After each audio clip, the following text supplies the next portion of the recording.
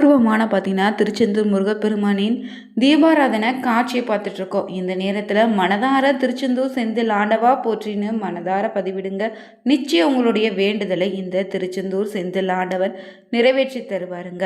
மேலும் பார்த்தீங்கன்னா முருகனுக்கு எத்தனையோ ஆலயங்கள் இருந்தாலும் இந்த கடற்கரையில் அமைந்த திருச்செந்தூர் திருத்தலத்தை பற்றியும் இங்கு முருகப்பெருமான் பார்த்தீங்கன்னா அறுபடை வீடுகளில் ரொம்பவே தனி சிறப்பாக இருக்க காரணம் என்னன்னு தெரிஞ்சுக்கலாங்க. திருச்செந்தூர் கோவிலை பற்றி முழு தகவலையும் தெரிஞ்சுக்க வீடியோவை கடைசி வரைக்கும் ஸ்கிப் பண்ணாமல் பாருங்கள். மேலும் நீங்கள் திருச்செந்தூருக்கு சென்று இருந்தால் ஓம் சரவண பவா போற்றி எனும் மந்திரத்தை 3 முறை பதிவிட்டு சேனலை சப்ஸ்கிரைப் பண்ணிக்கோங்க. வாங்க நண்பர்களே, வீடியோக்குள்ளே போகலாம். முருகனுக்கு அறுபடை வீடுகளில் ரொம்பவே சிறப்பும் பிரசித்தி பெற்ற ஆலயம்னா இந்த திருச்செந்தூர் திருக்கோவில் தாங்க. கடற்கரையில் அமைந்த ஒரே முருகனின் அறுபடை வீடு இது மட்டும்தான். இங்கு திருச்செந்தூரில் பார்த்தீங்கன்னா வீரபாகு தேவர் காவல் தெய்வமாகி இருக்கிறாரு. இதனால் இத்தலத்துக்கு வீரபாக பட்டினன்னு பெயரும் உண்டா. இந்த தளத்தில் தினமும் வீரபாகு தேவருக்கு பூஜை நடத்தப்பட்ட பின்னர் தாங்க மூலவருக்கு பூஜை நடத்தப்படுது. மூலவர் பாலசுப்பிரமணியருக்கும் தினமும் தூய வெள்ளை நிற ஆடையை அணிவிக்கப்படுது. ஆனால் சண்முகருக்கோ பச்சை நிற ஆடைகள் அணிவிக்கப்படுதுங்க. திருச்செந்தூர் கோவிலில் நடத்தக்கூடிய பூஜைகளில் விஸ்வரூப தரிசனம் பார்த்திங்கன்னா நிர்மல்ய பூஜையை ரொம்ப முக்கியமான பூஜையாக சொல்லுவாங்க. மேலும் இந்த ஆலயத்தில் பாலசுப்பிரமணிய சுவாமி சண்முகர்னே 2 மூலவர்கள் இருக்கிறாங்க. பாலசுப்பிரமணிய சுவாமி கிழக்கு பார்த்தவாறும் சண்முகர் தெற்கு பார்த்தவாறும் அருள் பாலிக்கிறாங்க. இங்கு முருகனுக்கு படைக்கக்கூடிய நெய்வேத்தின பொருட்கள்ல சிறுபருப்பு கஞ்சி, பால்கோவா, வடை, சர்க்கரை பொங்கல், கல்கண்டுன்னு பார்த்தீங்கன்னா சிறப்பாக இடம்பெறுது. மேலும் இங்கு உச்சிக்கால பூஜைக்கு முன்னாடி இலை போட்டு சோறும் மோர்க்குழம்பும் பருப்பு பொடி, நெய், தயிர் போட்டு தீர்த்தம் தெளித்த பின்னரே மூலவருக்கு போற்றுகள் பூஜையை தொடங்குவாங்க. மேலும் இரவு பூஜையில் பால், சுக்கு, வெந்நீர்னு நெய்வேத்தியம் செய்யப்படுது. இங்கு சண்முகருக்கு ஆண்டுக்கு 36 திருமுழுக்கு நடத்தப்படுதுங்க. சித்திரை, ஐப்பசி, தை, ஆடி, தை அமாவாசை, ஆவணி மாசி திருவிழான்னு பார்த்தீங்கன்னா 36 பார்த்தீங்கன்னா குடமுழுக்கு நடத்தப்படுது. இங்கு திருச்செந்தூரில் உச்சிக்கால பூஜை முடிந்ததும் மணி ஒலிக்கப்பட்ட பிறகே வீரபாண்டிய கட்டபொம்மன் சாப்பிடுவார்னு எல்லோருக்கும் தெரிஞ்சதுதான். 250 ஆண்டு பழமையான இந்த 100 கிலோ எடை கொண்ட அந்த பிரம்மாண்ட மணி தற்போது ராஜகோபுரத்தில் 9வது அறையில் பொருத்தப்பட்டிருக்குங்க. இங்கு தினமுமே உச்சிக்கால பூஜை முடிந்த பின்னாடி ஒரு பாத்திரத்தில் பாலும் அன்னமும் எடுத்துக்கொண்டு மேலதாளத்தோடு சென்று கடல்ல கரைப்பாங்க. இதற்கு கங்கை பூஜைன்னு பேருங்க. இந்த கோவில்ல செல்லும் வழியில துண்டுகை விநாயகர் கோவில் இருக்கு. இந்த விநாயகரை வணங்கிய பின்னர் தாங்க முருகப்பெருமானை வணங்க செல்லணும். மேலும் இங்கு திருச்செந்தூர் கோவிலுடைய வடிவம் பார்த்தீங்கன்னா பிரணவ மந்திரமான ஓம் என சொல்லக்கூடிய வடிவில் அமைந்திருக்கு. மூலவருக்கு பின்புறம் இருக்கக்கூடிய சுரங்க அறை பார்த்தீங்கன்னா ரூ. 5 மட்டும் கட்டணம் செலுத்தி உள்ளே போனீங்கன்னா முருகன் பூஜித்த பஞ்சலிங்கங்களையும் தரிசிக்கலாம். இந்த அறைக்கு பாம்பன் அறைன்னு பெயர் வச்சிருக்காங்க.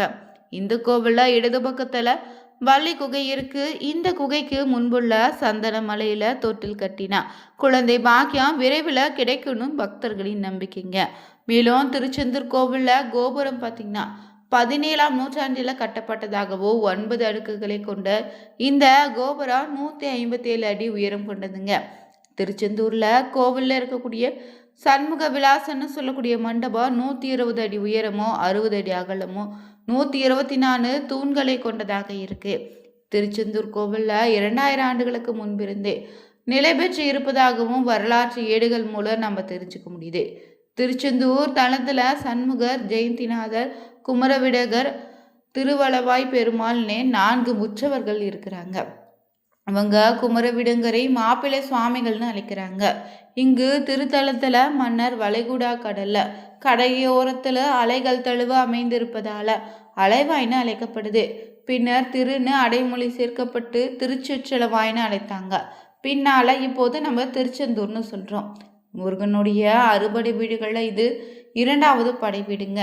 ஆனால் இதுதான் முதல் படை வீடு சொல்வது கூட உண்டு.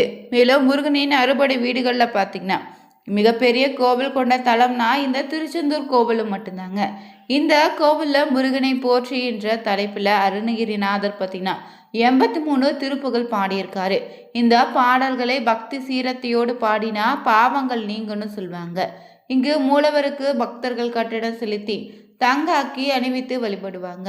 இந்த வழிபாட்டின் போது முருகருக்கும் பரிகார தெய்வங்களுக்கும் தங்காக்கி வைரவேல் அணிவிக்கப்படுது. இங்கு திருச்செந்தூர்ல கோவில்ல மூலவர் முன் உள்ள இடம் மணியடின்னு சொல்லுவாங்க. இங்கு நின்று பாலசுந்தரரை தரிசிப்பது சிறப்பாக சொல்லப்படுதுங்க. நாளைக்கிணறு 24 அடி ஆழத்துல இருக்கு. இங்கு நீராடிய பிறகே கடல்ல நீராட வேண்டுங்க.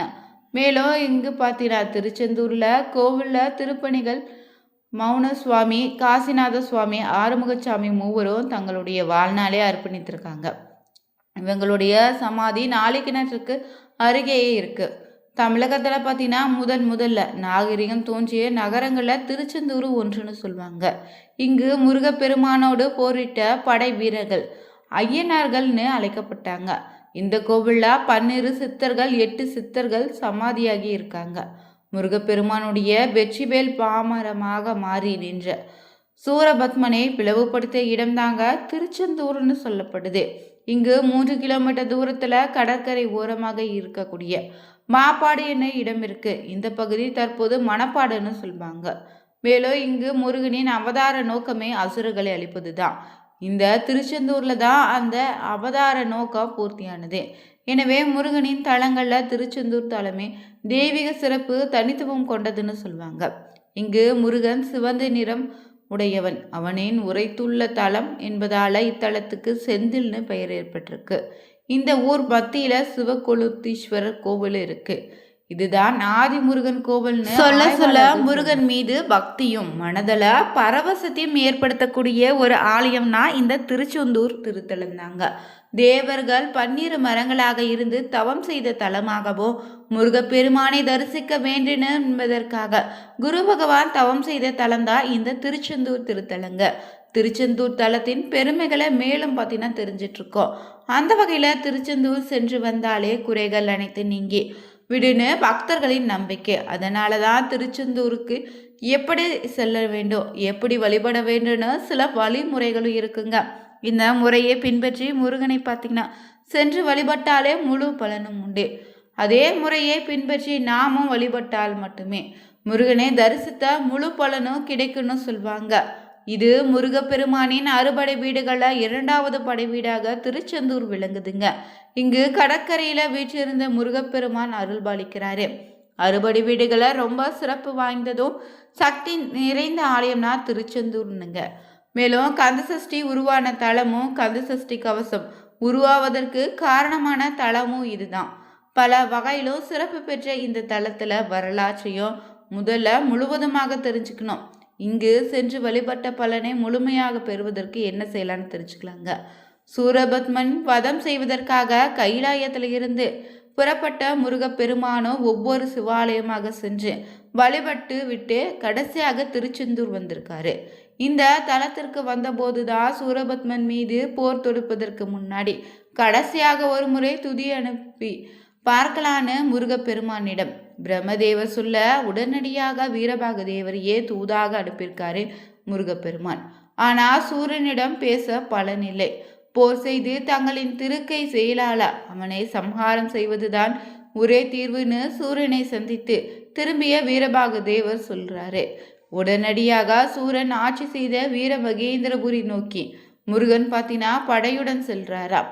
நெருங்கும் போதே தங்களின் திருவடிப்படுவதற்கு ஏற்ற இடம் இது கிடையாதுன்னு பிரம்மதேவர் சொல்ல கதிர்காமம் சென்று படை வீடு அமைத்து தங்குகன்னு முருகப்பெருமானிடம் சொல்லிட்டாரு. பிறகு முருகனும் போர்க்கோலத்துல கோபமாக காட்சி தருவதாலே கதிர்காமத்துல தற்போது திரை வடிவிலே முருகனை தரிசிக்க அனுமதிக்கப்படுதுங்க. அங்கிருந்து சூரபத்மனை போரிட்டு வதம் செய்த முருகனோ வீர மகேந்திரபுரியை கடலோடு கடலாக அழித்து போகும்படி செய்துட்டாரு. பிறகு மீண்டும் திருச்செந்தூர் திரும்பிய முருகனோ போரில பலரையும் வதம் செய்த பாவம் தீரவும் சிவபூஜை செய்ய நினைத்திருக்காரு. இதற்காக பஞ்சலிங்கங்கள் சொல்லக்கூடிய 5 சிவலிங்கங்களை பிரதிஷ்டை செய்தாரா. முதல்ல சமுத்திர ஸ்நானம் செய்த பிறகு பின்னர் தண்ணீர்ல நீராடி விட்டுதான் சிவபூஜை செய்யணும் என்பதற்காக முருகப்பெருமான் தன்னுடைய வேளால உருவாக்கிய தீர்த்தந்தாங்க நாளைக்கிணறுன்னு சொல்லப்படுது. இதனை கந்த புஷ்கரணி தீர்த்தம்னு சொல்லுவாங்க. பிறகு நாளைக்கிணற்றுல நீராடிட்டு முருகப்பெருமானும் பார்த்தீங்கன்னா சிவ பூஜை செய்து இருந்து கைலாயத்துக்கு இணையான திருத்தலன்னு அருணகிரிநாதரால் பாடப்பட்ட திருச்செந்தூர் சென்று முழு பலனை அடைய வேண்டும் நினைச்சிங்கன்னா முன்னோர்களால் வகுக்கப்பட்ட இந்த முறையில் சென்று வழிபடுங்க. நிச்சயம் முழுமையான பலனை பெற முடியுங்க. திருச்செந்தூர் முருகப்பெருமான் கடலை பார்த்தபடி தான் காட்சி தருகிறார். அதனால பிறவி பெருங்கடலை வீழ்ந்து நம்மை காப்பாற்றுவதற்காகவும் கடல் அலை போல மீண்டும் மீண்டும் ஆசை அலைகளை சிக்கி நெருப்பை போன்ற துன்பத்தை அனுபவிப்பதால இருந்து காப்பாற்றுவதற்காகவும் கடற்கரையில் அமர்ந்து அருள் செய்வதால இவருக்கு செந்தில் ஆண்டவர்னும் திருச்செந்தூர் ஆண்டவர்னு பெயர் ஏற்பட்டிருக்கு.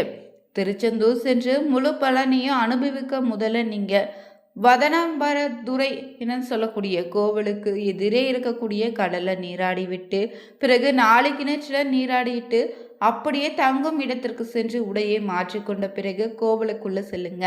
முதல்ல துந்திகை விநாயகரை தரிசித்து உங்களுடைய குறைகளை சொல்லி முறையிட வேண்டும். பிறகு கோவிலுக்கு சென்று செந்தில் ஆண்டவரை வழிபடுங்க. விநாயகரை வழிபடாமல் செய்யும் போது எந்த ஒரு காரியத்திலும் முழு பலனும் கிடைக்காது. அதனால திருச்செந்தூர் செந்தில் ஆண்டவனின் அருளை முழுவதுமாக பெற வேண்டும் நினைச்சிங்கன்னா முதல்ல துந்திகை விநாயகரை வழிபட்டு செல்லுங்க. மேலும் இந்த திருச்செந்தூர் முருகப்பெருமானுக்கு கோவிலுக்கு செல்வதாக இருந்தீங்கன்னா தினமும் ஏதாவது ஒரு தடை வந்துச்சுன்னா வீட்டிலேயே பார்த்தீங்கன்னா முருக படத்திற்கு முன்னாடி தீபம் ஏற்றி வைத்து தினமும் திருப்புகழ் படித்து வாங்க. நிச்சயம் முருகப்பெருமான் அருளால் நீங்கள் உங்களுடைய பிரச்சனை தீர்க்க ஏதாவது ஒரு கோவிலை கனவுல காட்டுவார். அந்த கோவிலுக்கு சென்று வழிபடுங்க. பிறகு முருகப்பெருமானே நீங்கள் திருச்செந்தூர் செல்வதற்கான ஒரு வாய்ப்பினை ஏற்படுத்தி தருவாருங்க. இந்த திருச்செந்தூர் சுப்பிரமணிய சுவாமி கோவிலில் தான் பார்த்தீங்கன்னா 2 மூலவர்கள் இருக்கிறாங்க. சுப்பிரமணிய சுவாமி கிழக்கு பார்த்தோ சண்முக தெற்கு பார்த்து அலுவலிக்கிறாரு. இங்கு தினமும் வீரபாகு தேவருக்கு பூஜை நடத்தப்பட்ட பின்னே மூலவருக்கு பூஜை நடத்தப்படுது. மூலவருக்கு பின்புறம் பார்த்தீங்கன்னா சுரங்கரி இருக்கு. உள்ளே சென்றா முருகன் பூஜித்த பஞ்சலிங்கங்களை வழிபடலாம்.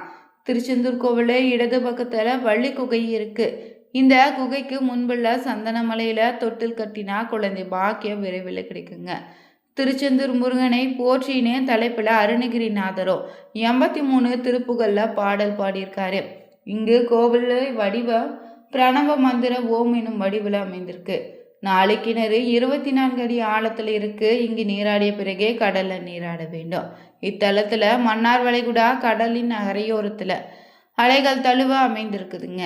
திருச்செந்தூர் தான் அவதார நோக்கம் பூர்த்தியானது. எனவே முருகனின் தலங்கள்ல திருச்செந்தூர் தலமே தெய்வீகமானதுன்னு சொல்லுவாங்க, தனித்துவம் கொண்டதுங்க. அது மட்டும் இல்லை, இத்தல இறைவனே ஞானத்தை அருளி தீயவைகளை இருந்து நம்மை காப்பாற்றக்கூடிய தெய்வமாக இருக்காரு. குறிப்பாக திருச்செந்தூர் செல்வவங்க பௌர்ணமி நாட்களில் சென்று பௌர்ணமிக்கு முன் இரவு முழுவதும் அங்கே தங்கி காலையில் முருகப்பெருமானை தரிசித்துட்டு வந்தாலே நிச்சயம் தொழிலையும் சரிங்க, குடும்பத்தில் பார்த்திங்கன்னா ஒரு நல்ல நிலை உண்டாகும், செல்வ செழிப்பு உண்டாகும், தொழில நல்ல ஒரு வளர்ச்சி இருக்குங்க. நீங்களும் திருச்செந்தூர் செல்வதாக இருந்தீங்கன்னா